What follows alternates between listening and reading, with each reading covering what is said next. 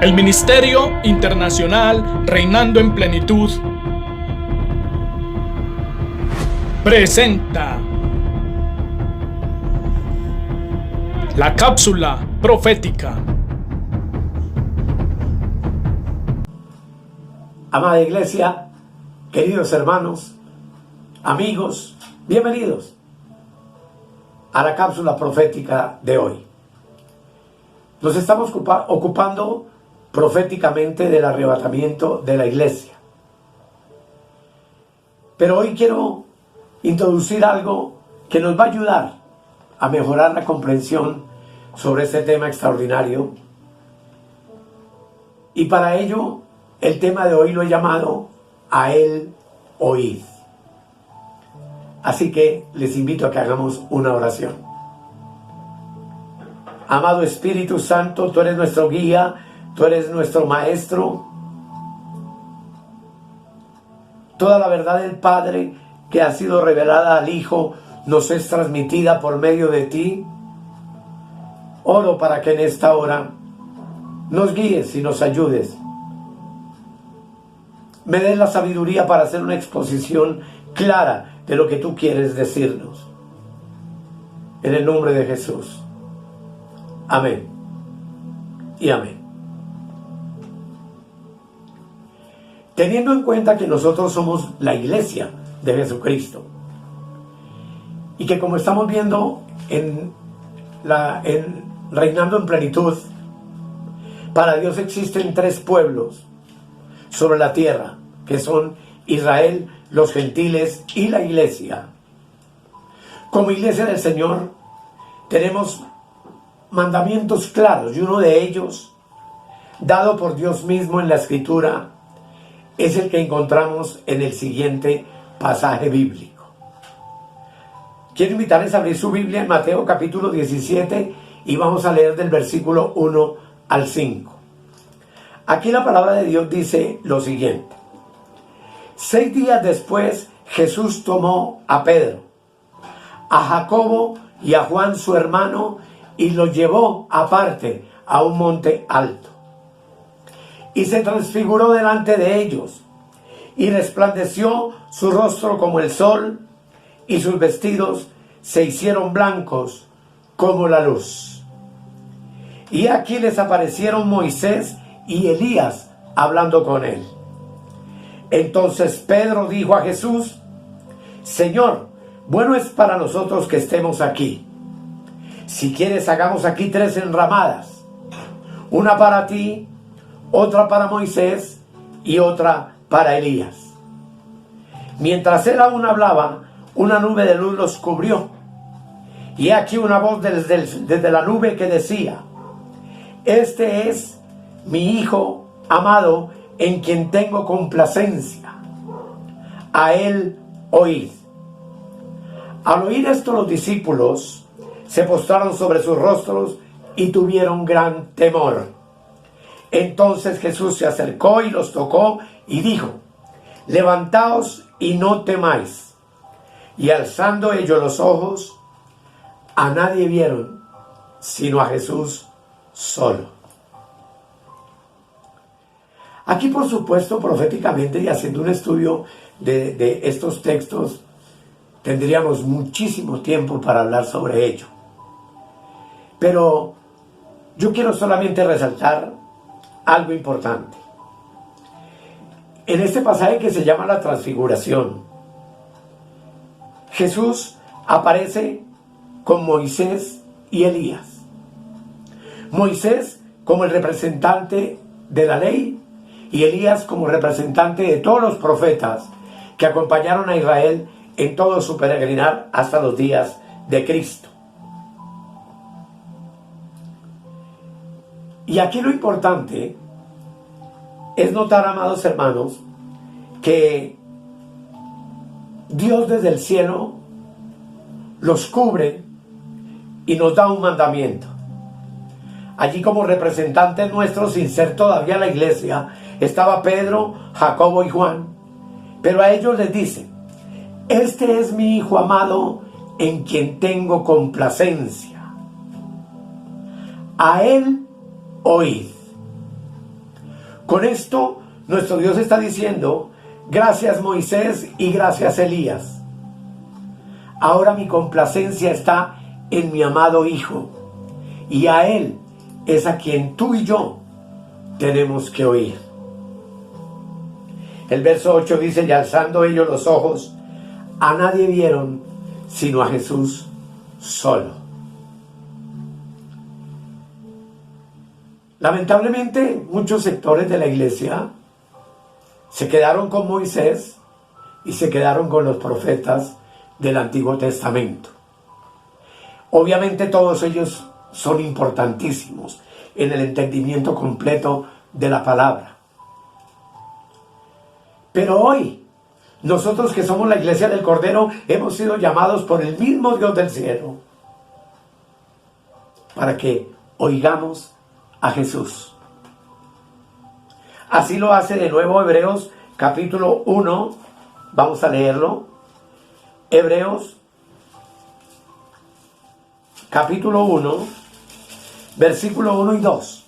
Léelo conmigo, dice la palabra: Dios, habiendo hablado muchas veces y de muchas maneras en otro tiempo a los padres por los profetas, en estos postreros días, los que comenzaron a contar después de la cruz de Cristo, hago el paréntesis, dice, nos ha hablado por el Hijo, a quien constituyó heredero de todo y por quien asimismo hizo el universo, el cual, siendo el resplandor de su gloria y la imagen misma de su substancia, y quien sustenta todas las cosas con la palabra de su poder, habiendo efectuado la purificación de nuestros pecados por medio de sí mismo, se sentó a la diestra en la majestad de las alturas. Estos dos pasajes, si los encadenamos, a él oíd, y nos ha hablado, o nos está hablando hoy, en los postreros días, por medio del Hijo, deben ser suficientes para que nosotros, bajo ninguna circunstancia, como iglesia de Cristo, nos olvidemos de que somos el tercer pueblo, la iglesia del Dios viviente, los creyentes del nuevo pacto de la gracia, la nueva creación de Dios en el Espíritu, y que hoy debería ser nuestro deber y nuestra obligación, en cumplimiento de lo que acabamos de escuchar, oír realmente lo que Cristo tiene para decirle a su iglesia y mirarlo solo a Él como nuestra única esperanza de vida eterna. El número 7 en la Biblia nos habla del número perfecto, del número completo. Y todos sabemos, amados, que a través del número 7 hay grandes revelaciones y verdades en la Escritura. Pero una de esas verdades maravillosas del número 7 nos revela 7 aspectos de lo que Cristo es para ti y para mí. Así que vamos a mirarlos. Por supuesto, todo esto es por encima porque no es el tema que quiero tratar, pero que sí nos quede claro lo que dice la palabra de Dios. Número 1, Jesucristo es el Mesías. En San Juan, capítulo 4, versículos 25 y 26, dice la Escritura: le dijo la mujer, todos sabemos que este pasaje habla de Jesús y la mujer samaritana. Dice, le dijo la mujer: sé que ha de venir el Mesías, llamado el Cristo. Cuando Él venga, nos declarará todas las cosas. Jesús le dijo: yo soy el que habla contigo. Notemos, amados, que aquí hay también muchísimo que enseñar. Una mujer que era de otra nacionalidad, samaritana, enemiga de los judíos, porque entre ellos no se hablaban. Sin embargo, se ve que conocía la Escritura y tenía la revelación de que el Mesías vendría. Y lo maravilloso es que ella entendía que vendría para declarar todas las cosas. Y lo maravilloso del texto es que dice Jesús le dijo: yo soy el que habla contigo. De tal manera que es Jesús quien nos revela toda la verdad, quien es el camino, la verdad y la vida, y a quien por ende, como ya vimos, debemos oír. Entonces, número 1, Cristo es el Mesías. Número 2, en Lucas capítulo 1, versículo 35, la palabra de Dios dice lo siguiente, para decirnos que Él es el Santo de Israel. Dice la palabra: respondiendo el ángel le dijo, es la conversación del ángel con María, dice: el Espíritu Santo vendrá sobre ti, y el poder del Altísimo te cubrirá con su sombra, por lo cual también el santo ser que nacerá será llamado Hijo de Dios. Aquí hay dos aspectos. Número 2, el Santo de Israel, y número 3, también dice que es el Hijo de Dios. Pero primero veamos el 2, que es el Santo de Israel, en Lucas 1:35, y en tercer lugar veamos al Redentor, porque Jesucristo es quien nos ha redimido, quien ha quitado el pecado de nuestras vidas y nos ha hecho uno con Dios. En Isaías 41:1-14 dice la palabra de Dios: no temas, gusano de Jacob, oh vosotros los pocos de Israel, yo soy tu socorro, dice Jehová. El Santo de Israel es tu Redentor.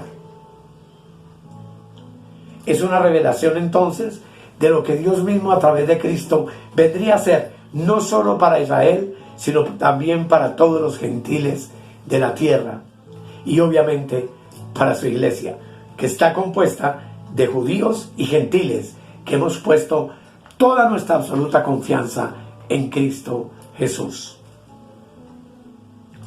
Número 4, la Biblia revela que Jesús también es el Salvador. Lucas 2:11 dice la palabra: que os ha nacido hoy en la ciudad de David un Salvador, que es Cristo el Señor. Así que hemos visto, número 1 es el Mesías, 2 el Santo de Israel, 3 nuestro Redentor, 4 nuestro Salvador. En quinto lugar, la Escritura también nos dice que Él es el nuevo Padre y representante de toda la raza humana. Isaías capítulo 9, versículo 6.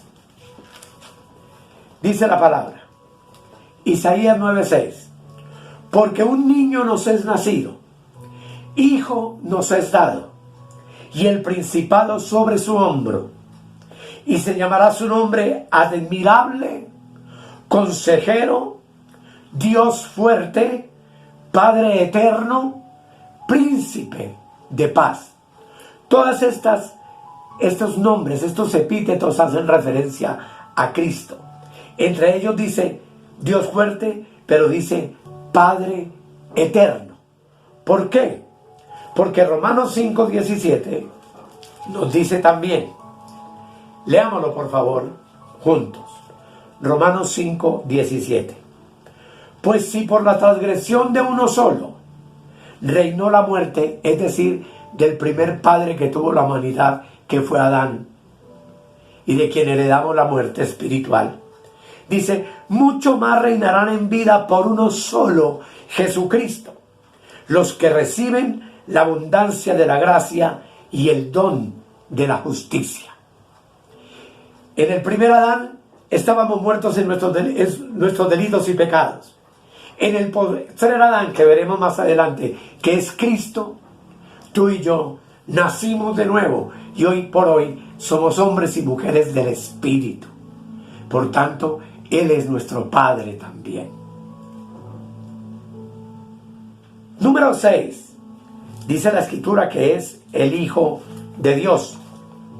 Lucas 1:35, volvemos al mismo versículo que vimos antes, dice, respondiendo el ángel le dijo, el Espíritu vendrá sobre ti y el poder del Altísimo te cubrirá con su sombra.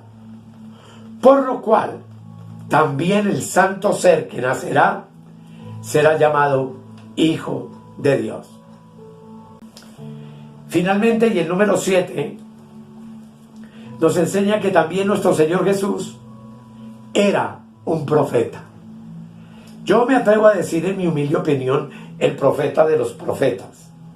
En Juan, de nuevo, la mujer samaritana, en el 4:19, San Juan 4:19, dice: le dijo la mujer: Señor, me parece que tú eres profeta.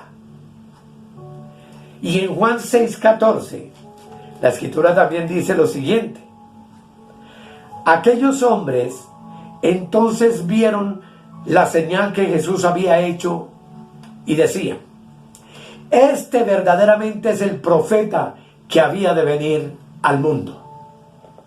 Todo esto ocurrió luego de la multiplicación de los panes y los peces. Así que para nosotros, la iglesia, Jesús es nuestro profeta. Por eso, amados, encontramos entonces esas 7 características de Jesús en la palabra.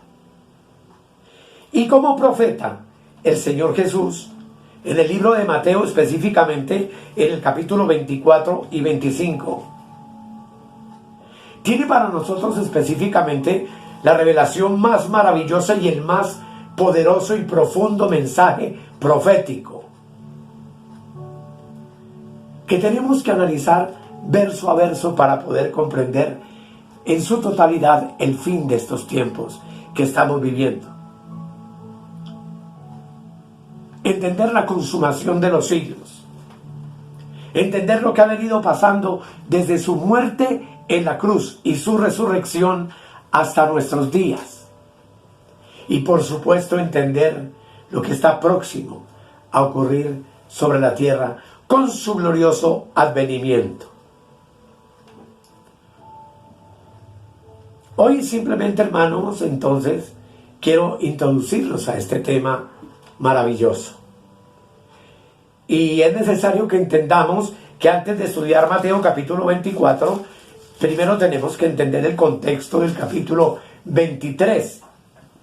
Porque el mensaje profético de Jesús de Mateo 24 y 25 es el resultado de un acontecimiento que encontramos al final del capítulo 23 del mismo libro de Mateo. Cuando nosotros miramos Mateo 23, usted encuentra en la Reina Valera un título que dice: Jesús acusa a escribas y fariseos. Esto ocurre dentro del atrio del templo. Si tú lo estudias, amados, es una serie de exhortaciones, una serie, hermanos, de confrontaciones que Jesús hace a los escribas, a los fariseos, al pueblo, a los religiosos de la época,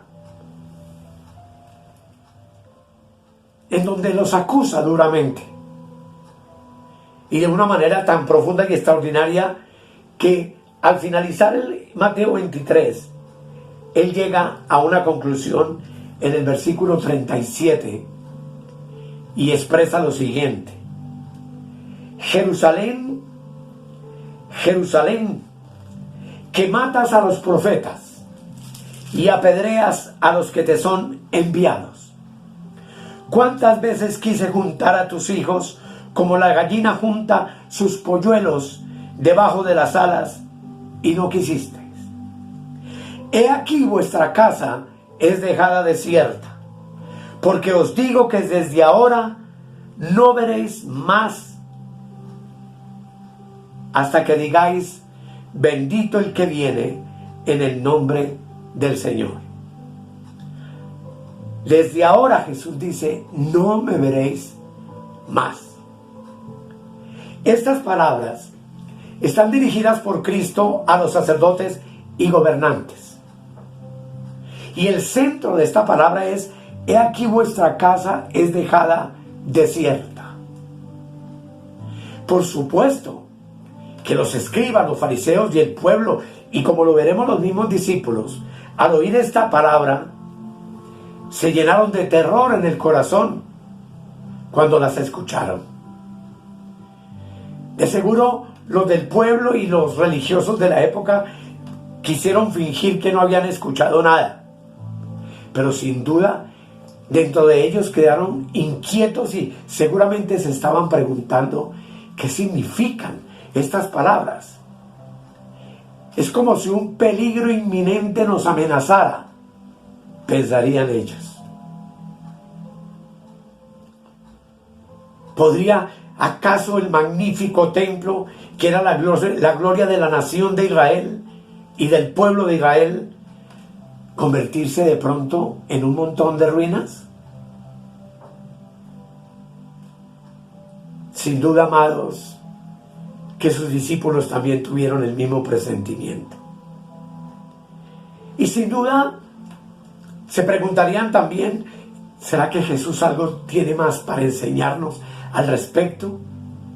¿Será que Jesús nos puede aclarar realmente lo que acaba de decir? Y es así como comienza entonces el capítulo 24. Pues como veremos en el próximo tema, mientras ellos salían del templo, quisieron llamar la atención de Cristo hacia la fortaleza y la belleza del edificio. Yo coloco aquí una imagen que es obviamente como una idea de lo que fue el templo judío. Alguien en su época llegó a llamarlo una maravilla del mundo, porque las piedras del templo eran de mármol puro, de una perfecta blancura, y algunas de ellas de un tamaño verdaderamente gigante y colosal. Eran unas piedras tan enormes y unos muros tan hermosos que habían resistido 600 años atrás la invasión de Nabucodonosor y la primera destrucción de ese templo en esa época. Así que los discípulos, y seguramente el pueblo judío, no podía comprender cómo era posible que esos muros fueran derribados. Antes de esta terrible sentencia, ya Jesús había advertido aquí en Mateo 23, en el versículo 36, lo siguiente, léelo conmigo. Dice: de cierto os digo, le está diciendo al pueblo, a los discípulos y a todos los que allí estaban reunidos, de cierto os digo que todo esto vendrá sobre esta generación. Y eso es una parte muy importante para poder entender la palabra profética.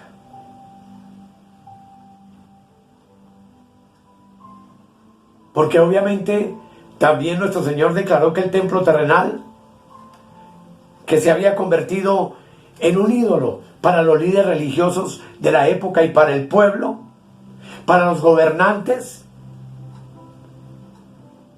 cuando expulsó del templo a los que vendían y traficaban dentro de él, Jesús dijo que el templo se había convertido en una cueva de ladrones.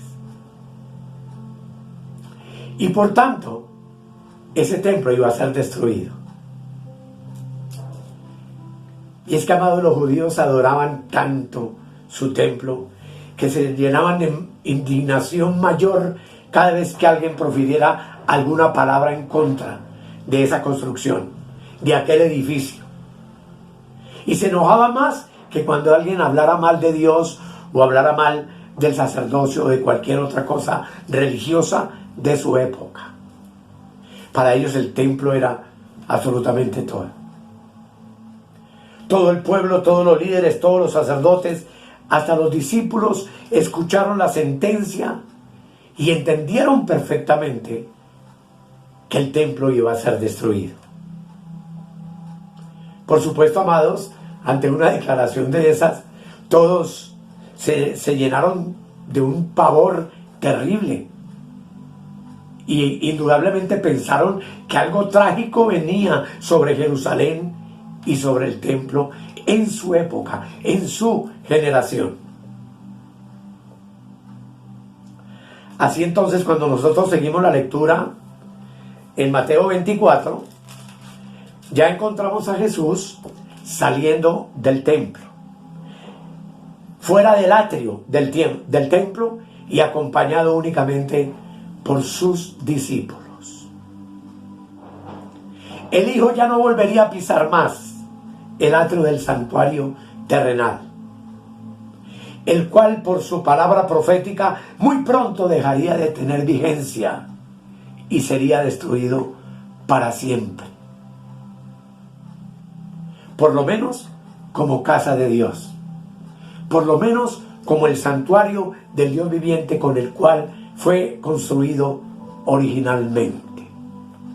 Sabemos que en breve el anticristo reedificará el templo en Jerusalén, pero no será el templo del Dios viviente, sino la sinagoga y el templo de Satanás, a donde a la mitad de la tribulación el anticristo entrará para sentarse y hacerse adorar como el único Dios verdadero sobre la tierra. Además de que sabemos que el tercer templo ya fue construido por Cristo con su resurrección, y que ese templo somos nosotros, la iglesia del Dios viviente, el lugar de la habitación del Dios creador del cielo y de la tierra, el lugar donde habita en nosotros la plenitud de la deidad. Y este templo jamás será destruido. Amados, yo espero que en los próximos temas tú y yo podamos ir comprendiendo todas estas verdades que son, por supuesto, extraordinarias, maravillosas. El cristiano carnal, con su corazón no muy puro, dirá increíble una cosa de esa, pero la verdad, hermanos, es que la profecía es sencilla, está a nuestro alcance, y hacemos bien en oír a Jesús, lo que Jesús tiene para decirnos al respecto de estos tiempos finales. Así que, amados, démosle gracias al Señor en esta hora y hagamos una oración y preparémonos para el siguiente tema, que será sin duda alguna Mateo capítulo 24, verso a verso, para que podamos comprenderlo. Amado Dios, te doy gracias en el nombre de Jesús por lo que acabamos de ver y de decir. Sí, sé que es demasiado rápido, demasiado contundente, pero espero, mi Señor, que mis amados hermanos hayamos, todos ellos y yo, entendido lo que tú quieres mostrarnos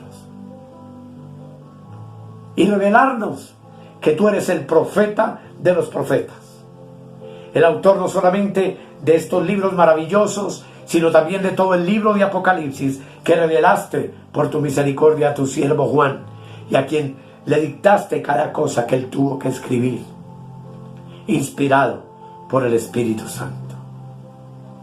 Gracias te doy, Padre amado, en el nombre maravilloso de Jesús en esta hora, y te ruego que nos ayudes a estar preparados para el próximo tema y para el momento maravilloso que espera a tu iglesia, que es nuestro glorioso arrebatamiento. Te doy gracias, Padre, en el nombre de Jesús. Amén. Amén y amén. Muchas gracias, mis amados. Los declaro bendecidos con toda bendición espiritual en los lugares celestiales en Cristo y sentados juntamente con Él, sobre todo principado y toda potestad que pueda existir en este siglo venidero. Somos más que vencedores en Cristo. Y te doy gracias por la atención que me prestas y el tiempo que apartas para ver estos temas conmigo. Hasta la próxima y felicidades.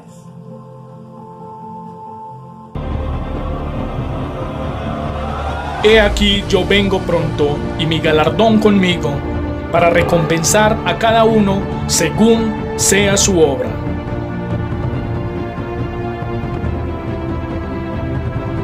Bendiciones para todos, y suscríbete en nuestro canal de YouTube o escríbenos al correo electrónico reinandoenplenitud@gmail.com.